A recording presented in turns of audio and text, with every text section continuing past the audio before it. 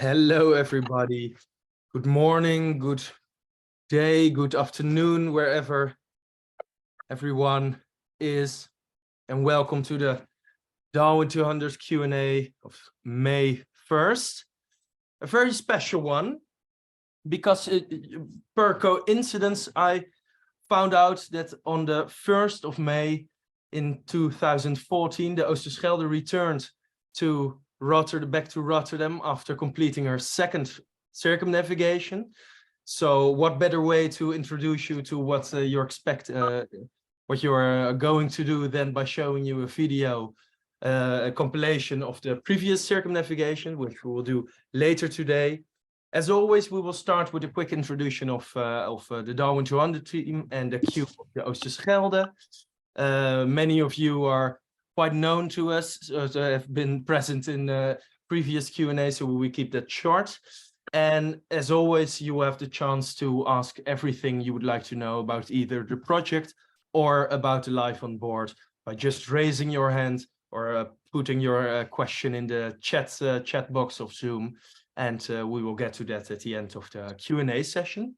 Today we will start with the Darwin Leader project, something very exciting, something the Darwin team has been working on around the clock.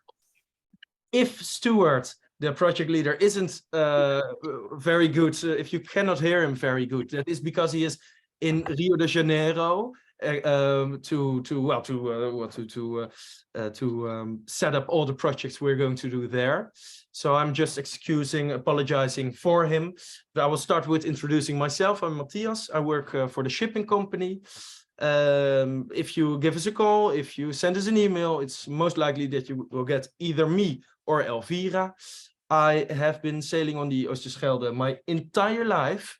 So lucky am I, and I'm really excited to be part of this project. Well, a bit. I'm not fortunate to go sailing like you, but it is really exciting. And well, on coming Thursday, it's only 100 days away that we will start in Plymouth. So well, it's getting close now. And well, in the office, I'm working with Elvira. So could you introduce yourself? Thank you. Yes, well, hi everyone. I'm Elvira. I work for the Oosterschelde for 12 years now. So the last time that the ship arrived, I was already there. So that's nice. And well, it's nice to see you all. If you have any questions, let us know. It makes us we're here to help. So if there are any questions, let us know. And I will now hand it over to Stewart. As said, he's in Rio at the moment, so connection might be good, but might not all the time. So we're gonna see how far we're gonna come. Stewart. It's an absolute pleasure to speak to you all tonight. I really hope this is coming through. As Elvira and Matthias very kindly said, I'm calling from downtown Rio, so hopefully the connection comes through. If it's a bit dodgy or glitchy, then Matthias can share the screen and I'll just do voice only. So I'm the Darwin Leader project leader. So I'm the Darwin200 project leader. I've been setting this project up over the last few years. And as Elvira and Matthias have mentioned, my goodness, just 100 days till this epic global voyage starts. So we're so thrilled that you're part of this. And I look forward to giving you an overview of the Darwin Leader program tonight. Well, let's start with that one. For me, the audio isn't too great, so if you could turn your camera on. I mean, everyone is looking at a PowerPoint presentation anyway, so perhaps that increases the quality a bit. That might help. I'll open it. Okay.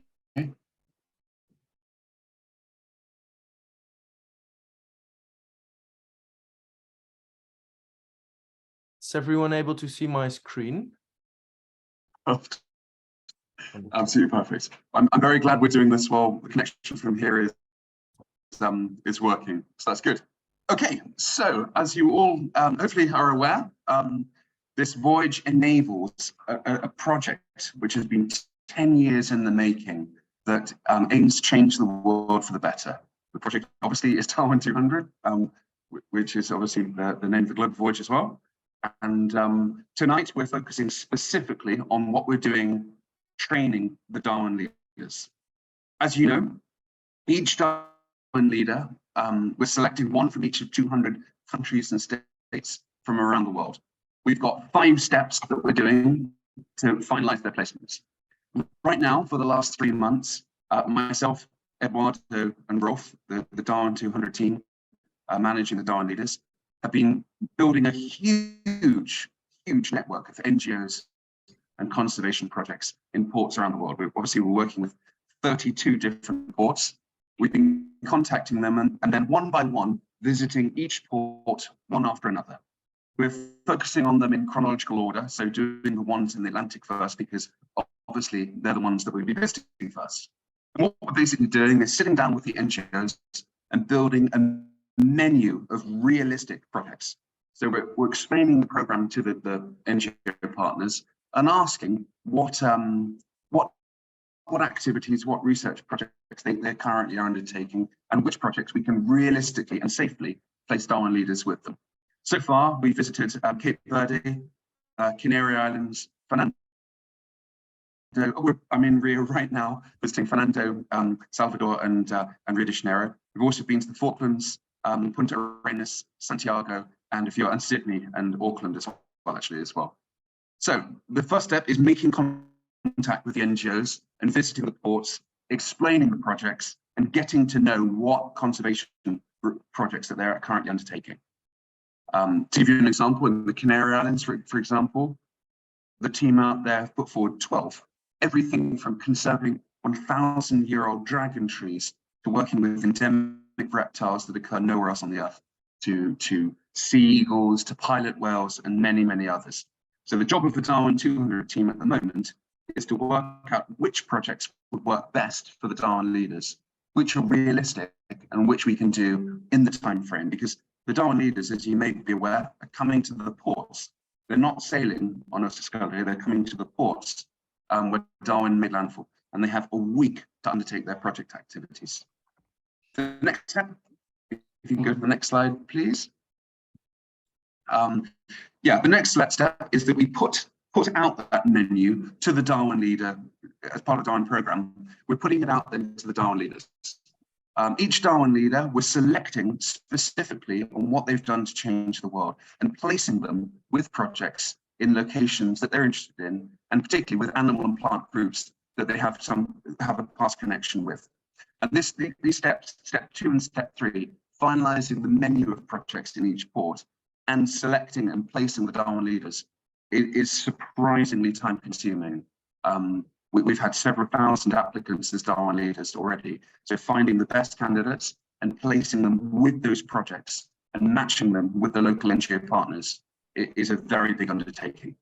Then Rolf and Eduardo, specifically those two, then finalized the logistics and the practical functioning of their placement. So the flight coordinating the flight logistics, working out what permits are needed, both in terms of research and filming, and every single one of the 32 ports is different.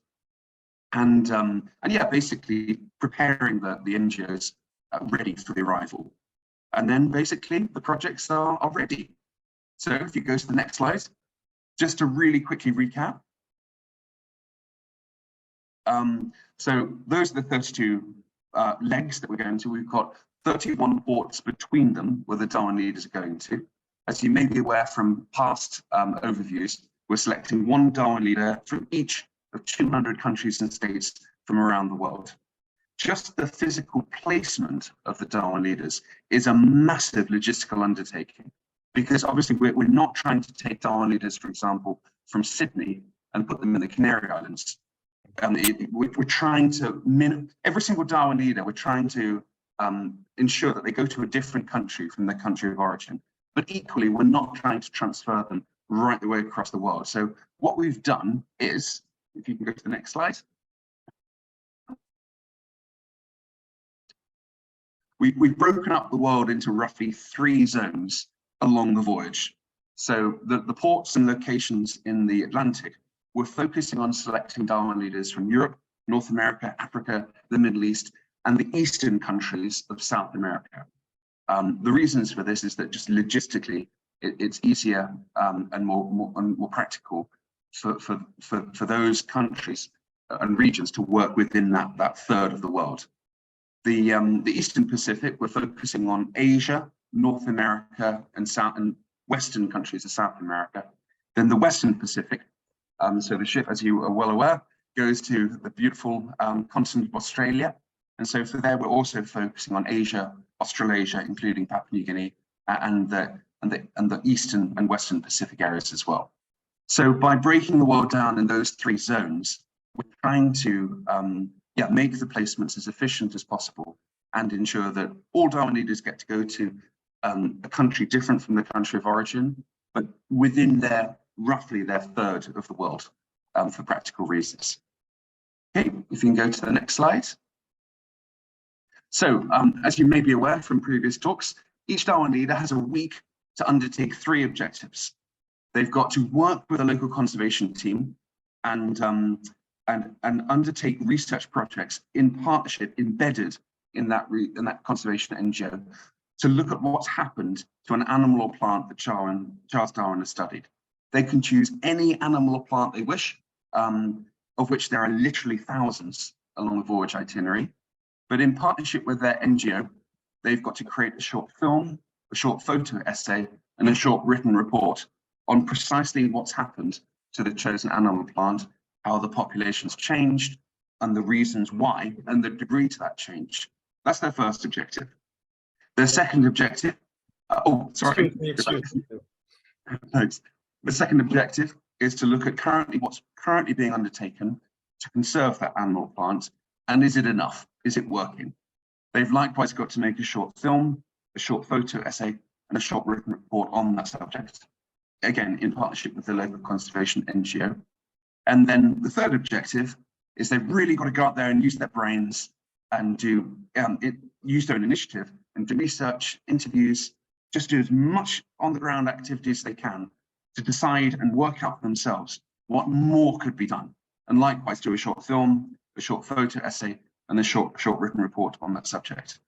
So this is why it's so important that we're building these partnerships with the conservation NGOs, because the Darwin leaders could not do this in a week on their own. We have to embed them in existing research programs on the ground. If you can go to the next slide. So to give you a very, very quick example, let's say we take a Darwin leader from Brazil and take them to the Galapagos. This Darwin leader might choose to study frigate birds and look at how the frigate bird population has changed. In the case of this example, a big issue is the fact that frigate birds swoop down and grab fish on the lines of fishermen. And as the fishermen are reeling in their fish, they just cut the lines and the frigate birds fly back to the nesting trees with lines dangling from out of their beaks. The line gets tangled up in the nesting tree and kills not just that bird, but it makes a deadly spider web that can kill dozens of others. So in this particular example, the Darwin leader from Brazil might go to the Galapagos and first investigate what's happened to the population, for example, how much it's declined, and the reasons why, the reasons behind that change and why. Second objective, working with the conservation NGOs, looking at the current efforts to try and mitigate this problem. In this particular case, they go out and continually try and collect up the line for the frigate birds bring back, but it's a never-ending battle and the population is still declining. So then the third objective, they've got to go and do their own research, use their own initiative, and go and interview people, go and ask the fishermen why they cut the line, not take the fish out of the bird's mouth, or why they don't use a biodegradable line that breaks down, and really go and do interactive interviews and research out there on the ground to look at new solutions and new ways of solving these problems. Now, this is a lot to do in a week, and we're well aware of that. So we've structured the week very, very carefully on an almost hour-by-hour basis. If you can kindly go to the next slide. Basically, in their week placements in the ports, they have to undertake their program activities within 7 days. So we'll go through them really quickly now so you can see precisely what they're doing. Okay, you can go to the next slide. So you've got to remember the Darwin leader placements are not on the high seas, they're on land. They're on the land in partnership with the NGOs. On the first day, when they arrive, you can go to the next slide. Oh, I'm sorry, I should have mentioned, in each port, we have a minimum of 2 Darwin200 staff at all times. I'll be present in every single port, and either Eduardo or Rolf, or both of them. So in every single port, you'll see either myself and Eduardo and Rolf, or all 3 of us. The reason for this is managing up to 8 people in the ports, each doing different projects, is a huge undertaking. So that's the reason why we have to have at least 2 and up to 3 staff at all times in the ports. Okay, next slide. So what we're doing currently right now is finalizing the placements for the first 6 months of the voyage. We've done amazing progress, and we've already got about 60 projects set up already in those ports that we've already mentioned. So basically, 3 months ahead of travel, that we're setting up Zoom calls with the NGOs and the Darwin leaders that we're selecting and placing in the ports. They have to discuss the projects. The Darwin leaders have to do a lot of research and a lot of thinking before they even arrive. So the more prepared they are, the better. For many of the Darwin leaders that are crossing large distances, we're actually going to get them to arrive a day before the project activities start. The reason for this is, many of them would be crossing 10, 12-hour flights, undertaking 10, 12-hour flights. So depending on the distance, we want them to arrive a day ahead of schedule. We'll put them in a hotel, let them recover, relax, and basically rest and be ready for their projects as soon as they get aboard the ship. Next slide. So all of the Darwin leaders are arriving on their first day by about midday. On their first day on board Oosterschelde, they have a briefing, basically concerning health and safety and the crew and their roles aboard the ship. And basically, once they're settled into their berths, they have a very, very quick briefing, a clear briefing concerning the safety and the rules on board. I've prepared a really focused motivational speech for all of them in every single one of the ports. They have this amazing opportunity. Every single placement costs around 10,000 euros. So it's a serious undertaking. This is their chance to really get first-hand experience with conservation projects in some of the most amazing corners of the globe, with some of the best conservationists on the planet. So the goal is to give them a really clear, really exciting speech, to get them really fired up and really excited for their week. We then, for the rest of the evening, have a who's who, so they can get to know the other people and the other partners, the other conservationists on board the vessel. Okay, day 1, day 2, their projects really start. The NGOs arrive at the ship, explain the projects, explain the locations that they're going to be going to. They then have to use their initiative and plan their week on board, and also plan the deliverables. The deliverables are absolutely essential as part of their program, because the reason why we're doing these 3 films, 3 photo essays, and 3 written reports is that in addition to training and giving amazing experiences and skills to these world-leading young conservationists, we want them to broadcast their messages to millions and millions of people. Jane Goodall herself says, there's no point conserving animals unless you get the public to care about them, because only in the long term, we'll only care about animals and plants that we know about, and we'll only know about them if we document the problems and get them out. So this is a very important part of the whole initiative. So day 2 basically is planning and preparation. Then they hit the ground on day 3. They've basically got 3 full days in their field study sites, all of which are relatively close to the ship, within hours. We have left aside some budget though for those that need to. We can get them hotels in different places further from the ship if that's required. But day 1 and day 2, they really got to tighten down and complete their first 2 objectives. And day 3, focus on the future.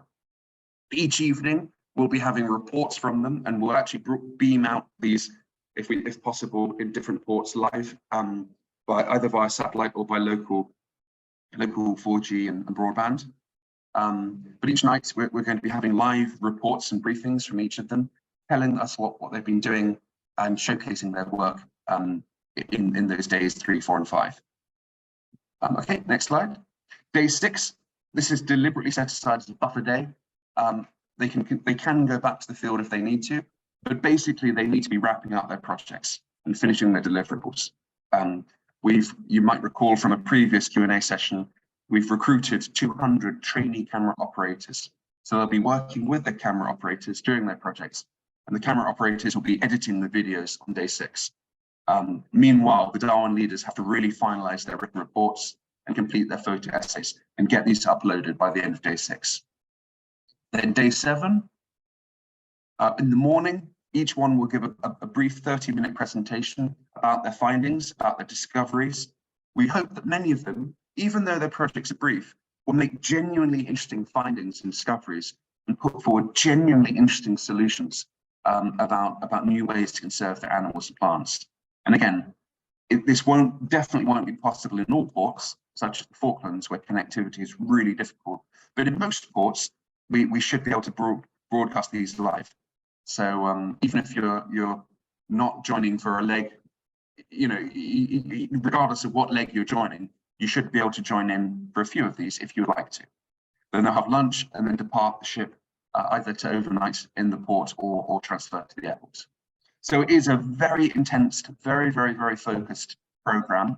We are aware of that. But hopefully their placements undertaking these amazing projects will give them some really great experiences. And they're from the ones we've already got set up, from puma conservation projects to turtle projects to whale and dolphin conservation projects. Tomorrow we're meeting a howler monkey team and a golden tamarin team. It's an incredible range of activities that they can choose from.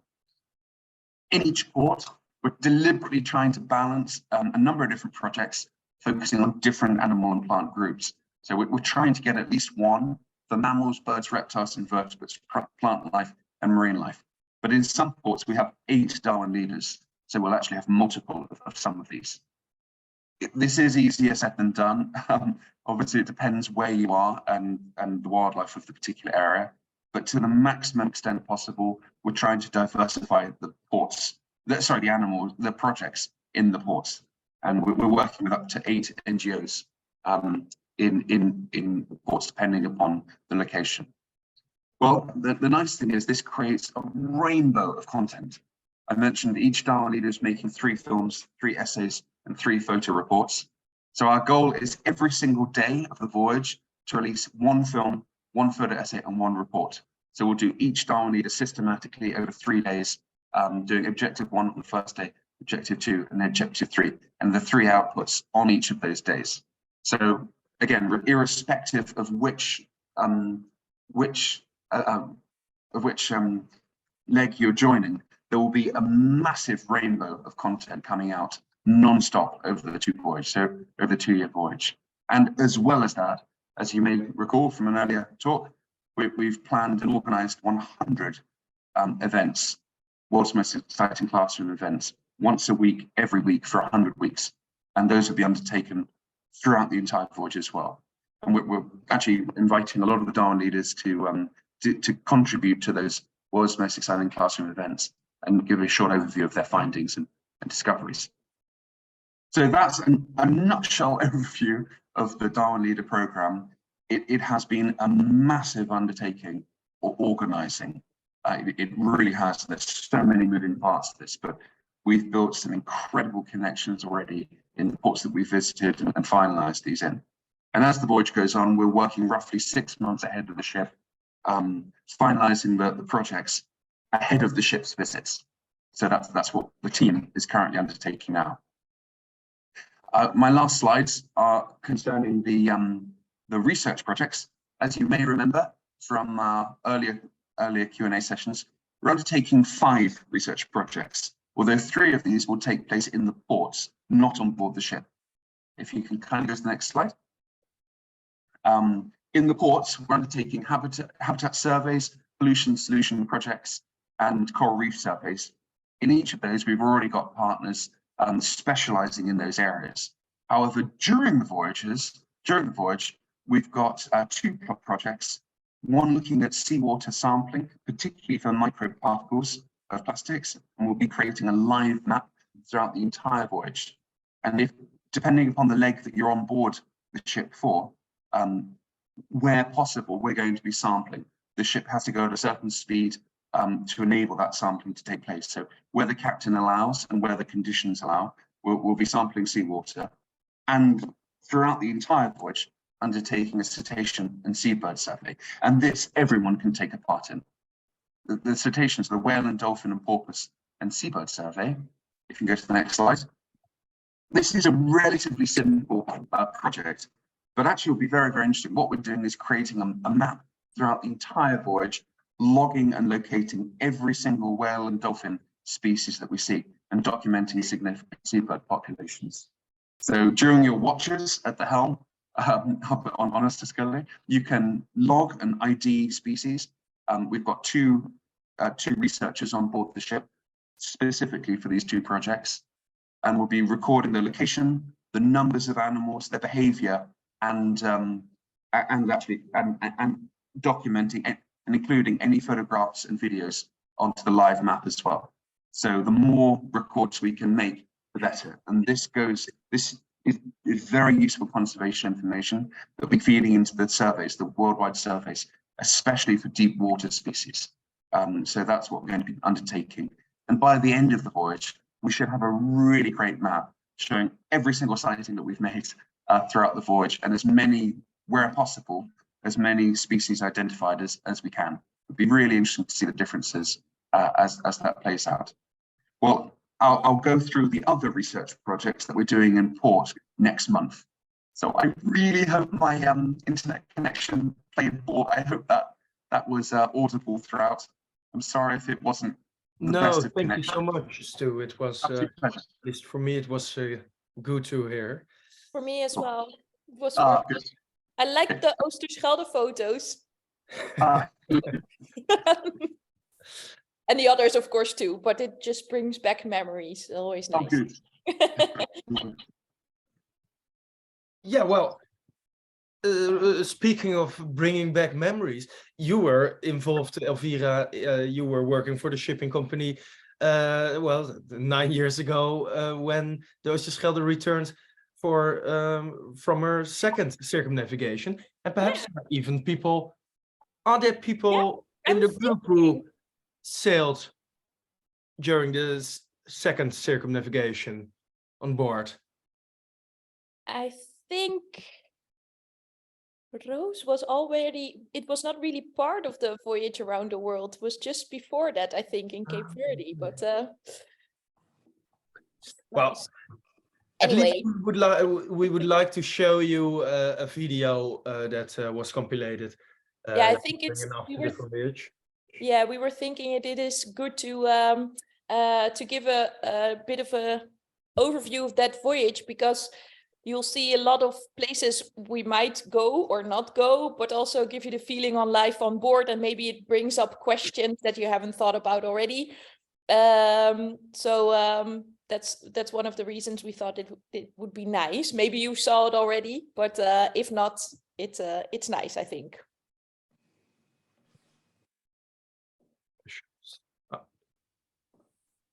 Well, at least now, just letting in one more. I'm certain he was present during the previous circumnavigation. Yes, Jan was there. I will start sharing the video. Please enjoy.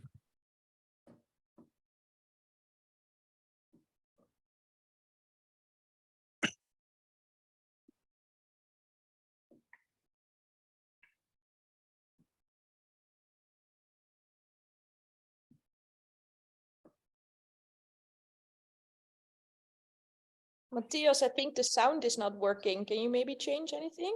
Oh, I didn't change anything. That's too bad. It's on here. I don't know how to. Oh.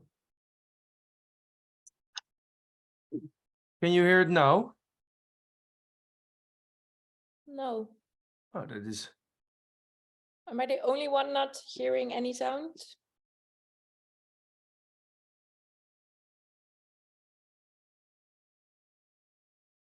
Do the rest of you can hear the sound, or? No, I see people doing this. Okay, that is. So I don't know. I will start it again, and perhaps it will work then. working for me, the sound. So let me see.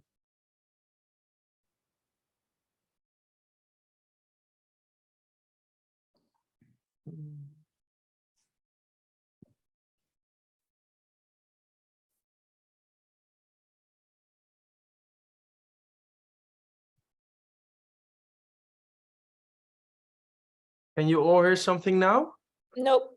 Ah, that is too bad.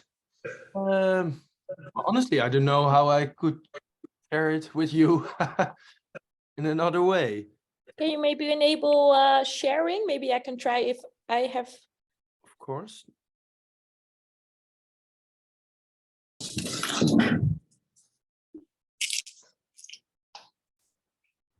That's too bad. Okay. Found it on my computer. So that's step one. I think you have the option to share sound as well. I now see. Well, I can a video. I see now. Can you try again, or shall I Of course, try? I will try it.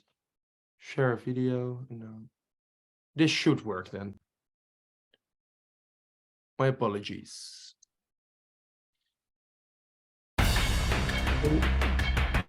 Just testing. Can you hear it now? Yes. Wonderful. Well, enjoy.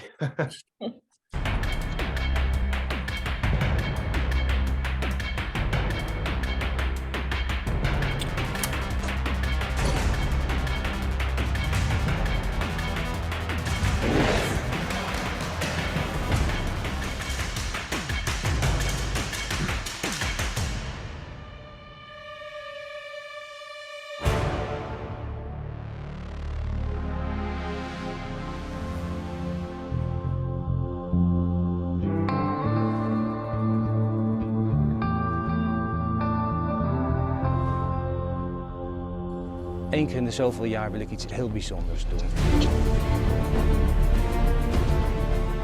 Gerben Nab is the captain of a unique ship in Rotterdam, the Oosterschelde, a three-masted topsail schooner.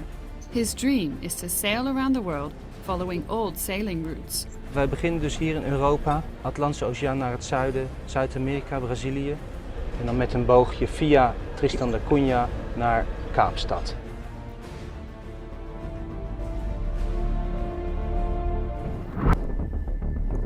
A journey past breathtaking landscapes,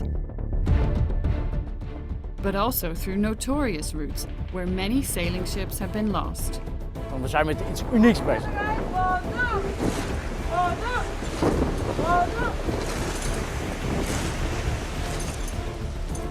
Navigating 3 capes and 5 continents, including Antarctica.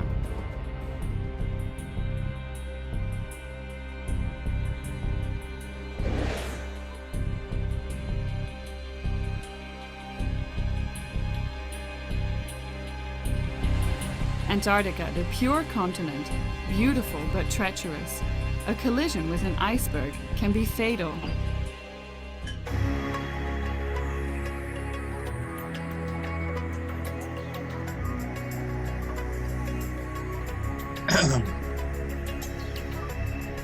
We get to know the ship's crew during the journey, like the cheerful sailor, Ben. Op zee is het gewoon heel duidelijk. Als er iets misgaat, gaat het ook echt mis.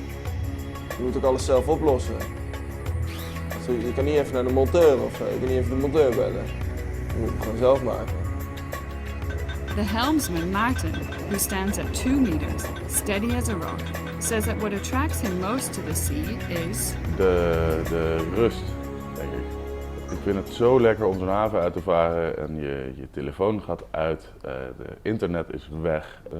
We genieten van een zonsopkomst en een zonsondergang, de golven, de vogels, de dolfijntjes, walvissen, wat dan ook.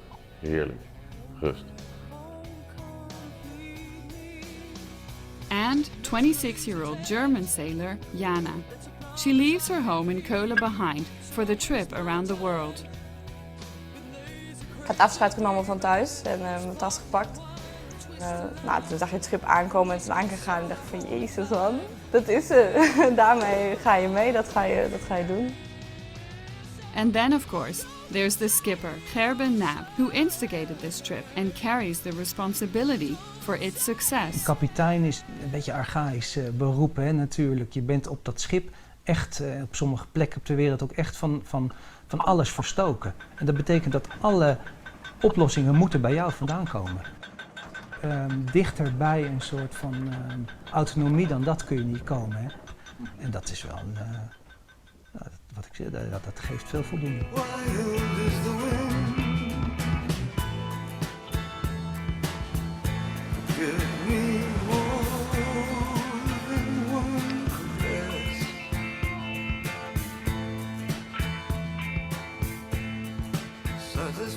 Nou, de Oosterschelde is echt een authentiek schip. Dat zie je overal terug. Dus daar zijn geen vernieuwingen op aangebracht. Er zijn geen ontsierende nieuwe dingen, of in ieder geval zo min mogelijk op aangebracht. En dat maakt dit schip voor mij heel erg mooi. Nou, dit is een echte Nederlandse schoener. Daar zijn er ongeveer 500 van gebouwd. Allemaal in de jaren 1910, 1920, zal ik maar even gemakshalve zeggen. Dat kwam eigenlijk door de Eerste Wereldoorlog. Nederland was neutraal. Er was een grote vraag naar scheepsruimte. Maar het liefst wat kleinere schepen. Want er was best veel kans dat je op een mijn liep of getorpedeerd werd. En dat je dus je schip met ladingen al verloren ging. Dus in die periode heb je eigenlijk in Nederland de laatste echte opleving gehad van de vrachtvaart onder zeil. The Oosterschelde is the last surviving ship, and financially independent through income from the paying passengers, signing on from all over the world for this journey. You really don't know what to expect, and just the rope work, you just don't realize how much rope work there is to do, and when they trim the sails, and there's quite a bit of moving about, and it's very heavy work. And we're doing kind of shift work. Everybody's got to do his little watch for either 4 or 6 hours, and it's good in a way. I think everybody becomes part of the crew.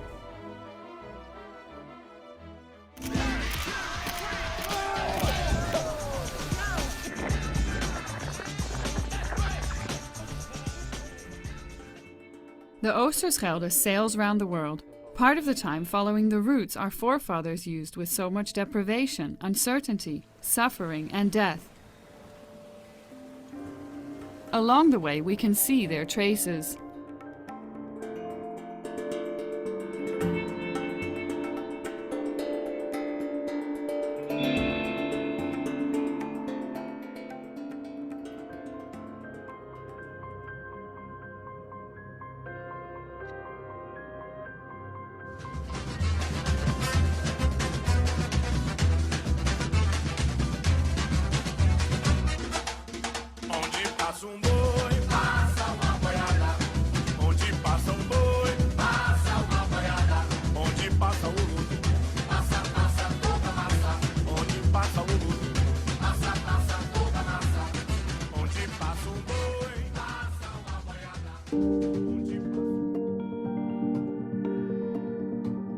Images from a journey full of variation, color, and beauty.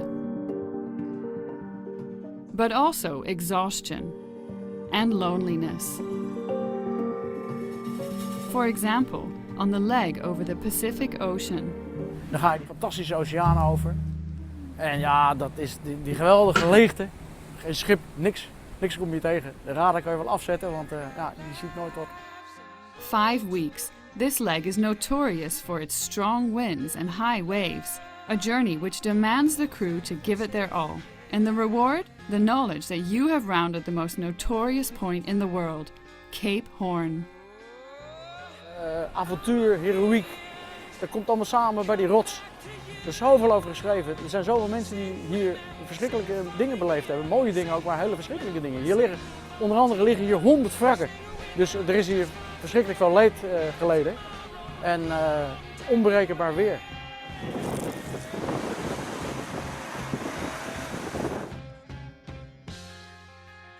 It sounds risky, making such a difficult journey with a museum ship. The opposite is true, however, says Gerben Nab. He knows everything about the ship and sees its age of 95 years as an advantage rather than a disadvantage. Het geeft vertrouwen. Elke keer verrast het schipje positieve zin. Dus ik heb wel eens gehad met enorme golven. Die komen dan zo ver achter je aan rollen dat je bang bent. En dan komt die golf eraan en dan op het laatste moment als een kurk, plop, komt hij weer omhoog. Ja, fantastisch.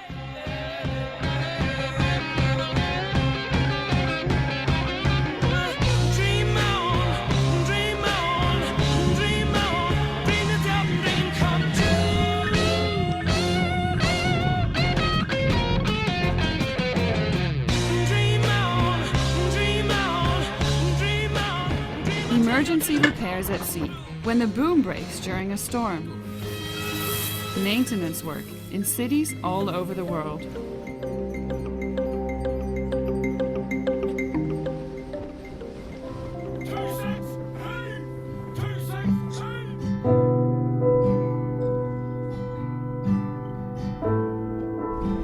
You can't beat being at sea under sail at night, you know, under a star night, clear starry night. It's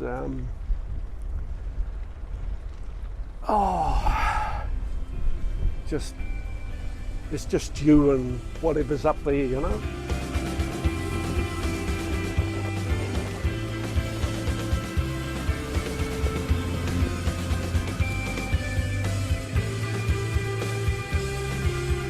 Als het schip, als alles loopt,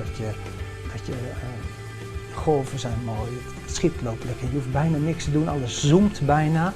Dat je helemaal tevreden en kijk, dat hebben wij toch maar mooi. Ja. And that for 543 days, 80,000 kilometers, which is 45,000 nautical miles.